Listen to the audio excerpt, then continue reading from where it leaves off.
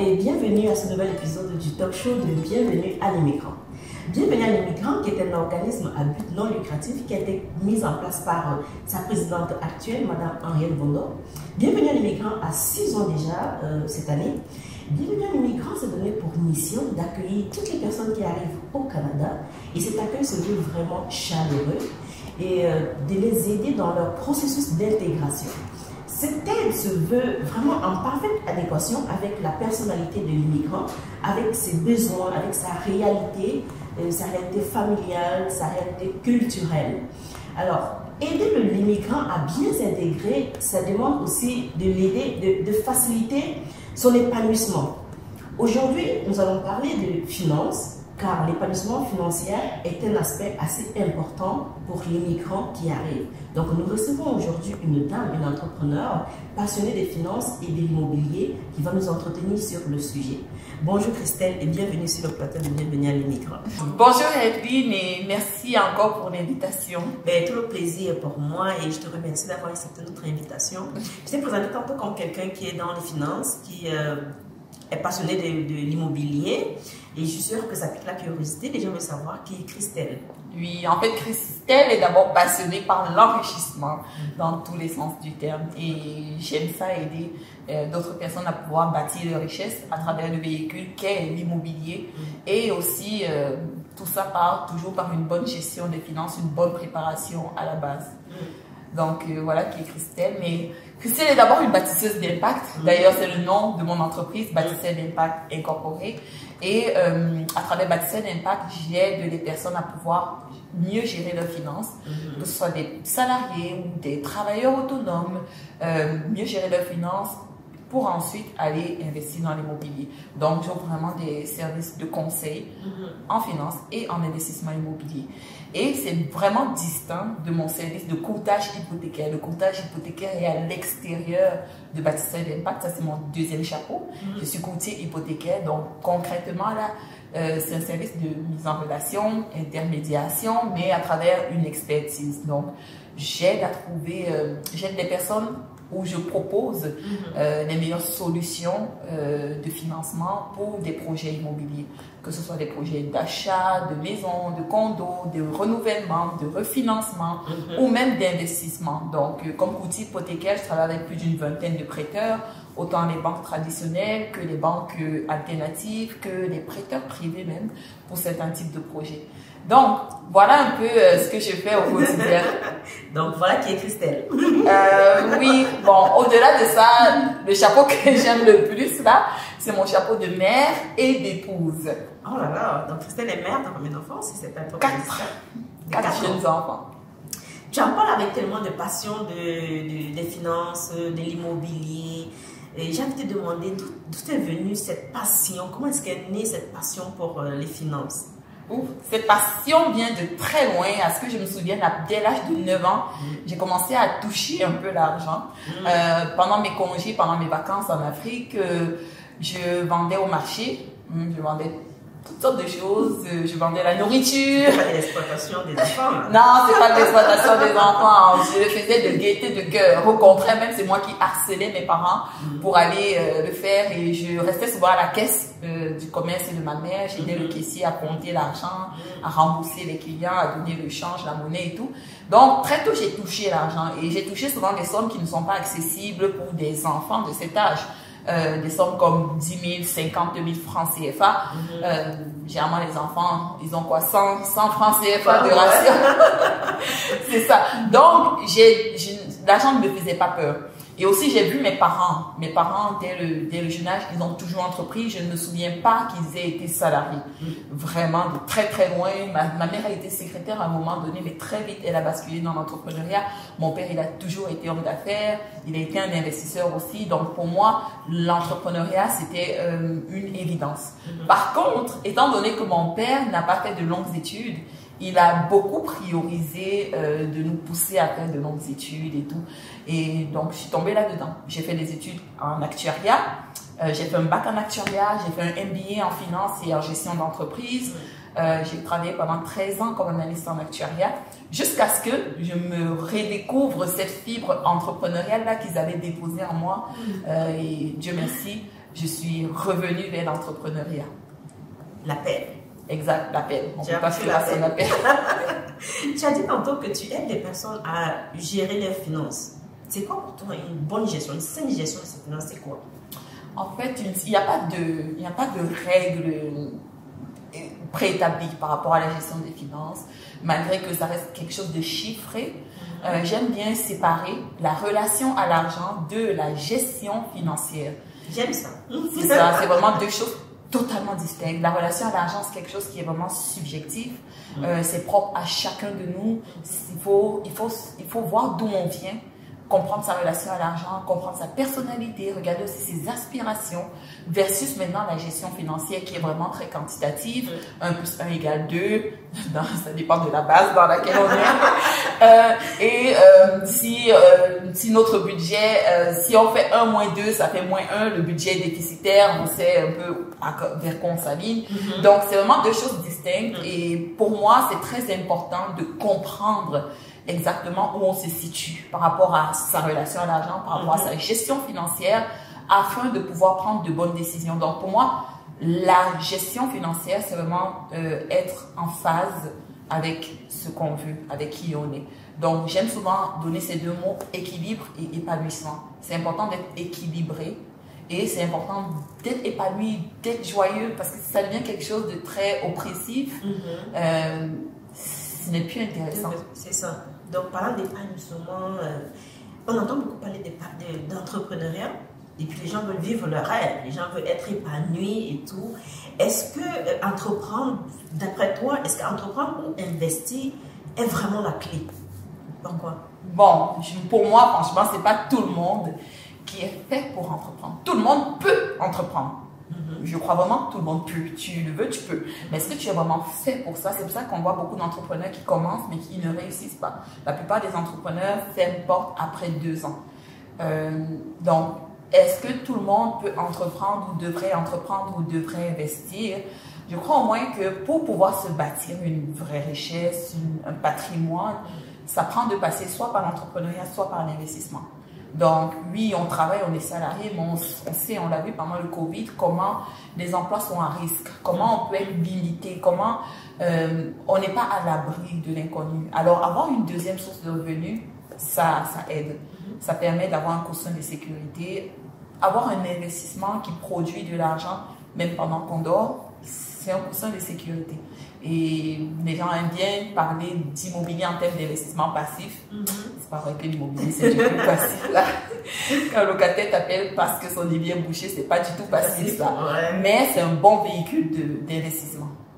Tu parles beaucoup d'entreprendre et d'investir. Est-ce que tu peux lever la nuance entre les deux? Pour moi, entreprendre, c'est quelqu'un qui va vraiment identifier un problème, un besoin dans la société et qui va y répondre à travers un produit ou un service. L'investissement, c'est complètement différent. C'est vraiment de pouvoir soi-même se bâtir sa propre richesse, de pouvoir faire travailler son argent de façon passive, active, semi-passive, peu importe, ça va dépendre du type d'investissement.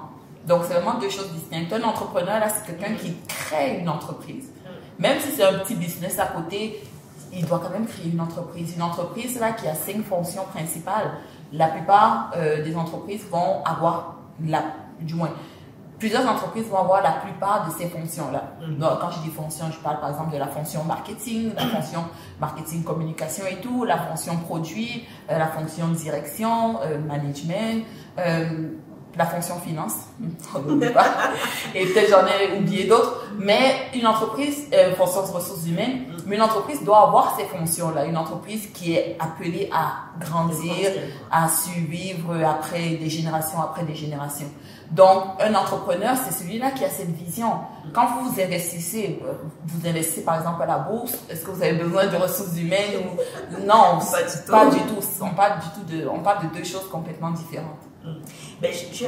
Et à travers, juste pour ajouter un petit truc, à travers l'investissement, parfois certains vont finir par entreprendre, comme des gens qui veulent investir dans l'immobilier, qui commencent et après ils se retrouvent être là à temps plein pratiquement parce qu'ils ont eu la piqûre, parce qu'ils ont acheté 1, 2, 3 immeubles Et finalement, la gestion nécessite toutes ces fonctions-là. Il faut que parfois tu ailles embaucher des gens pour pouvoir gérer tes immeubles, un plombier, un homme à tout faire, il faut que tu gères les finances, il faut que tu sois toi-même un leader pour pouvoir donner des ordres à toutes ces personnes, du moins des directives à toutes ces personnes-là.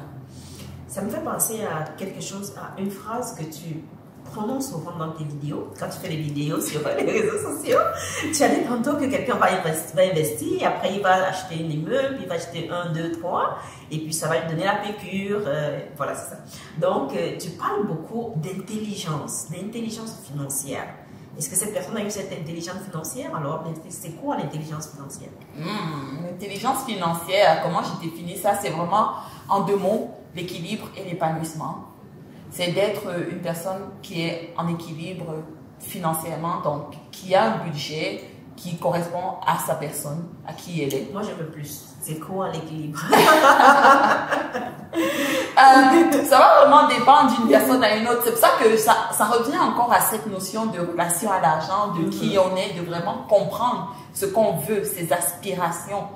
D'accord? Parce que par exemple, pour toi, l'équilibre, c'est pouvoir épargner 10 000 $ par mois, pouvoir avoir vivre un certain style de vie, pouvoir faire ci, ça.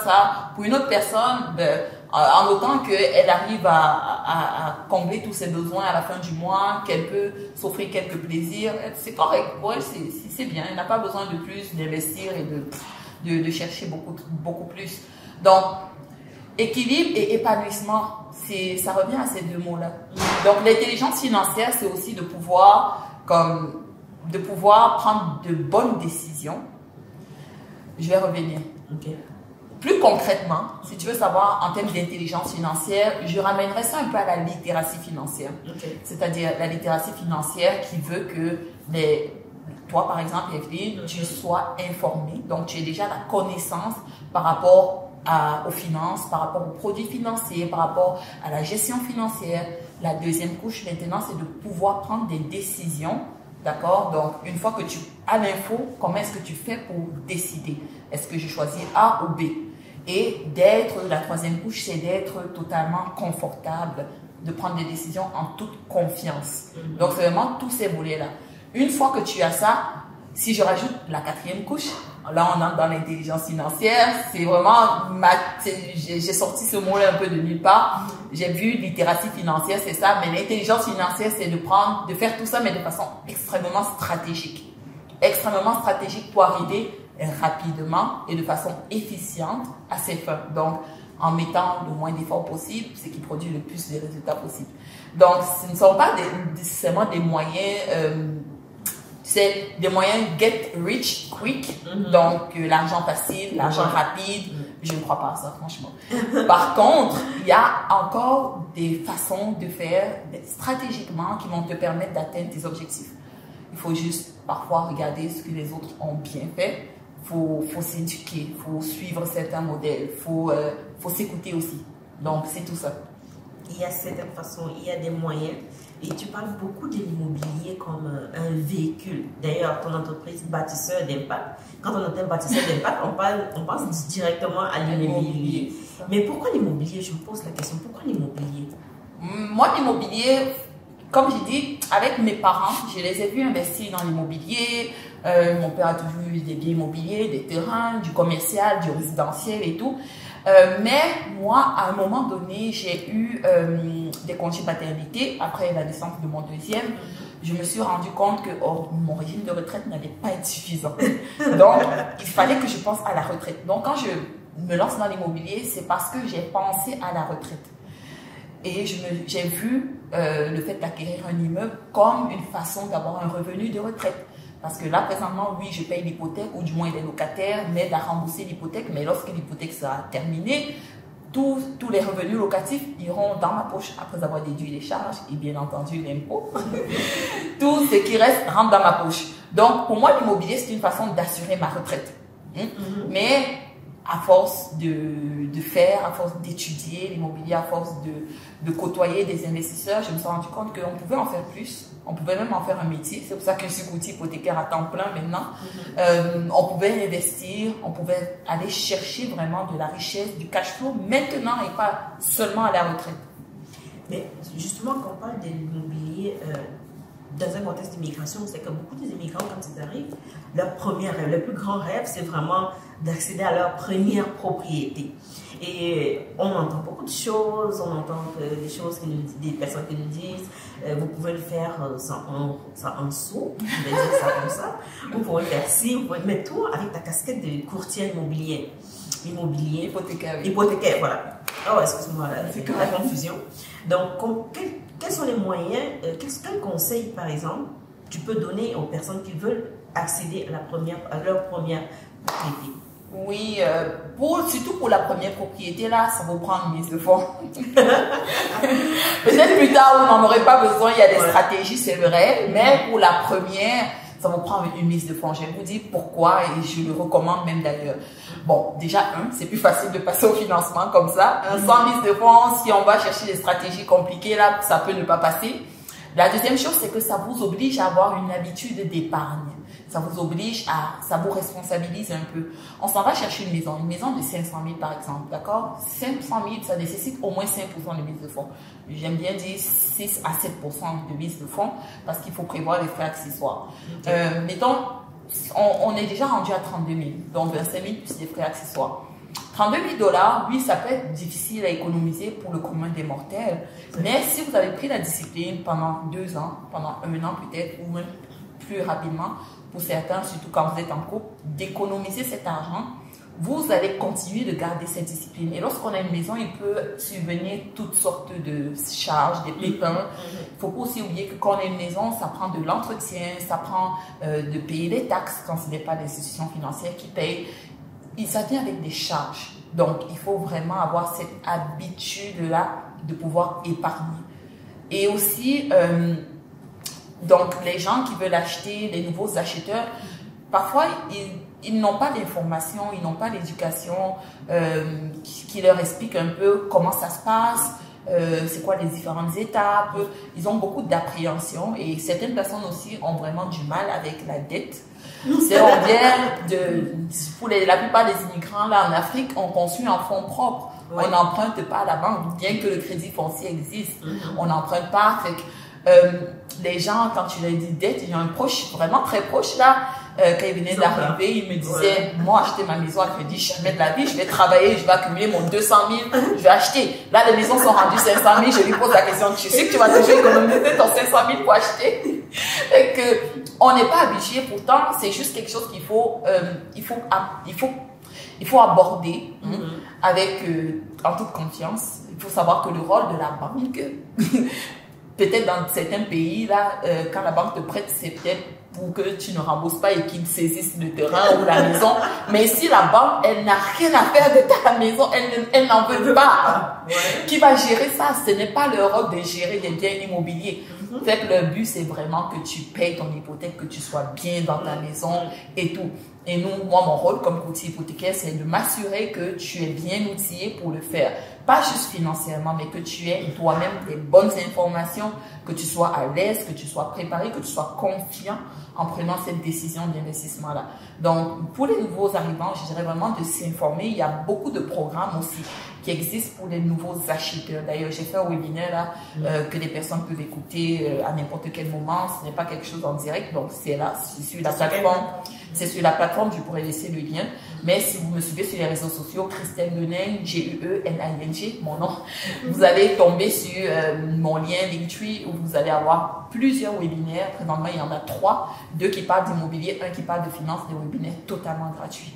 Donc, il y a ce webinaire-là sur les programmes gouvernementaux pour les nouveaux acheteurs et il y a plusieurs programmes gouvernementaux qui existent pour pouvoir bonifier votre mise de fonds. J'ai bien dit bonifier, pas remplacer. Bonifier votre mise de fonds pour connaître aussi comment vous allez réclamer des crédits d'impôt. Bref, il y a de belles choses qui existent. C'est simplement d'être informé. Mais justement, ça me fait penser à cette question. Tu parles des webinaires que tu fais en tant qu'entrepreneur. Quels sont les services que tu offres? Oui, bon, comme j'ai dit, j'ai 2 casquettes. Celle de courtier hypothécaire où je vais vraiment aider les personnes à aller avoir le meilleur produit de financement pour les projets immobiliers. J'ai précisé pas le meilleur taux. Parce que parfois les gens, ça arrive encore quelques personnes qui m'appellent et demandent Christelle, c'est quoi ton meilleur taux? Je suis toujours inconfortable avec cette question parce que le taux va dépendre de ta situation, de ta cote de crédit. Il y a des banques là, selon ta cote de crédit, tu peux avoir un plus ou moins bon taux. Selon ta source de mise de fonds, tu peux être limité en termes de prêteurs, d'institutions financières. Selon plusieurs situations, est-ce que tu as des allocations familiales ou pas? Il y a des prêteurs qui prennent la totalité, il y a des prêteurs qui limitent l'âge, il y a des prêteurs qui limitent le montant. Selon tes revenus, il y a des prêteurs qui vont considérer tous tes revenus. Il y en a qui vont challenger tes revenus. Donc, ça va vraiment dépendre. J'offre vraiment la meilleure solution selon ta situation. Après le taux, bien entendu, on va toujours essayer de trouver le plus bas taux sur le marché. C'est l'avantage de travailler aussi avec pratiquement 20 prêteurs pour aller te chercher le meilleur taux. Donc ça, c'est du côté du coûtage hypothécaire, du côté des finances, de la consultation ou plus précisément de bâtisseur d'impact. J'offre des programmes d'accompagnement en gestion financière et en immobilier également. Donc, c'est plus des programmes personnalisés où je vais suivre la personne pendant un certain temps afin de l'aider à mieux gérer, afin de l'aider à comprendre cette relation à l'argent-là, afin de lui permettre de comprendre aussi l'investissement immobilier. Parce qu'il y a l'achat que la plupart des gens vont faire et la plupart, on commence par ça. Mais il y a l'investissement en arrière là, qui est vraiment de pouvoir générer du cash flow grâce à l'immobilier ou alors faire des stratégies qui permettent de s'enrichir grâce à l'immobilier. Il y a un mot qui revient régulièrement quand tu parles, c'est créer de la richesse. Moi, je me demande souvent, créer de la richesse, qu'est-ce que ça veut dire par créer de la richesse? Est-ce que c'est créer beaucoup d'entreprises? Qu'est-ce que c'est créer de la richesse? Ça veut dire quoi concrètement? Oui, créer de la richesse, bon, ça dépend pour chaque personne, pour chaque type d'entrepreneur, mais pour moi, par exemple, comme entrepreneur, créer de la richesse, c'est vraiment de pouvoir offrir ces services-là, aussi simple que ça, en échange d'une rémunération. Parce que oui, quand j'offre un service de financement, moi, comme courtier hypothécaire, dans le résidentiel, c'est la banque qui me paye. Dans le commercial, c'est le client qui me paye. Quand j'offre des services d'accompagnement, je suis payé. Donc, je crée de la richesse, j'offre une expertise, j'offre mes compétences, j'offre mon temps, j'offre mon énergie à mes clients en échange d'une rémunération. Quel conseil alors tu donnerais aux personnes qui veulent optimiser leurs finances pour justement créer de la richesse, comme tu dis? C'est vraiment de déterminer une fois qu'ils auront assaini leurs finances, une fois qu'ils auront optimisé leurs finances, c'est quoi la meilleure forme j'aurais dit le meilleur véhicule d'enrichissement. Est-ce qu'ils veulent être entrepreneurs? Est-ce qu'ils veulent juste être investisseurs? Qu'est-ce qu'ils souhaitent faire? Et s'ils veulent être entrepreneurs, il faut aller creuser beaucoup plus loin. Au-delà même de savoir quel service ils veulent offrir, c'est déjà d'identifier quels sont leurs talents, par exemple, quelles sont leurs compétences, dans quoi est-ce qu'ils sont bons, dans quoi est-ce qu'ils sont excellents, qu'est-ce que de quoi la société a besoin. Mais ça aide là quand le besoin est déjà là. Oui, on peut créer le besoin, bon, c'est un peu plus challengeant, mais quand le besoin est là, tu vas combler le besoin tout simplement. Et pourquoi est-ce qu'ils peuvent être rémunérés? Il faut toujours cet aspect d'argent, parce que sinon ça devient du bénévolat. Donc, une fois que vous avez comme recoupé un peu tout ça, vous avez trouvé ce qui recoupe ces caractéristiques, vous pouvez voir comment monétiser, comment déployer ces services, ces produits, comment bâtir votre entreprise. C'est comme ça que vous créez de la richesse. Aussi simple que ça. Oui. Ça a l'air facile, mais c'est un chemin. Ça a l'air facile, mais c'est un chemin. Et parfois, on veut, comme j'ai dit, get rich quick là, on veut ça, mais il n'y a pas... Ce genre de formule, ça peut fonctionner à court terme, mais à long terme, ça ne va rien donner. C'est très très rare les cas où ça arrive comme ça, boum, et ça fonctionne éternellement. Donc, c'est vraiment de savoir qu'on part un peu de zéro, ensuite on commence un peu, on agrandit, et avec le temps, ça vient. Il faut user de sa persévérance, beaucoup de persévérance, la détermination et aussi des stratégies. Ouais, ça veut dire que chacun fait son chemin, chacun fait son bout de chemin. Et à t'écouter, on comprend que toi, tu as fait beaucoup de chemin aussi et tu as développé beaucoup d'habiletés. Ah. Certainement. j'imagine. Mais voilà, bon, je te demande, si tu veux te tuer, on te dit, définis-toi en 3 mots. Qu'est-ce que tu dirais et pourquoi? Pourquoi tu choisirais ces mots? Oh my god. 3 mots. Je vais prendre le premier mot. C'est comme ça que mon mari, il me qualifiait il y a quelques années. Il disait, tu es très résiliente. Tu es très résiliente. C'est-à-dire, tu as beau échouer, mais tu vas toujours recommencer. Tu vas trouver le côté... tu vas essayer d'en tirer une leçon. Et tu vas recommencer. Tu vas juste pas te laisser abattre. Et je pense que c'est grâce à ça aussi que j'ai pu avancer et que je suis où je suis aujourd'hui. Dans la résilience. Il y a un autre mot que moi particulièrement j'aime, c'est l'excellence. Non pas que je sois excellente, je suis très loin d'être parfaite, mais c'est une qualité que j'aime aspirer à ça. Parce que c'est juste ça qui te permet d'avancer et de croître et de croître. Si tu restes dans le moyen, tu restes dans la médiocrité, ça ne fonctionne pas. Il n'y a qu'en visant toujours le meilleur, en voulant donner ton meilleur, que même si ça ne sort pas de façon excellente, les gens voient au moins qu'il y a l'intention derrière. Les gens voient qu'il y a le travail derrière. Et toi-même, ça te booste aussi. Et la troisième qualité, détermination. La détermination. Je sais pas. Tu pourrais peut-être m'en donner une troisième. Tu pourrais choisir la troisième. Mais il faut être déterminé pour faire tout le chemin que tu as fait. Parce que tu as dit tantôt, tu as fait 13 ans comme analyste dans l'actuariat, c'est ça? Et puis après, tu as tout mis de côté pour te mettre à ton compte et pour créer justement la richesse, comme tu dis. Donc, il faut être déterminé pour le faire. Oui. Tu ne penses pas? Absolument. Donc, c'est ça. Oh, je te remercie grandement d'avoir accepté notre invitation. C'était vraiment très enrichissant.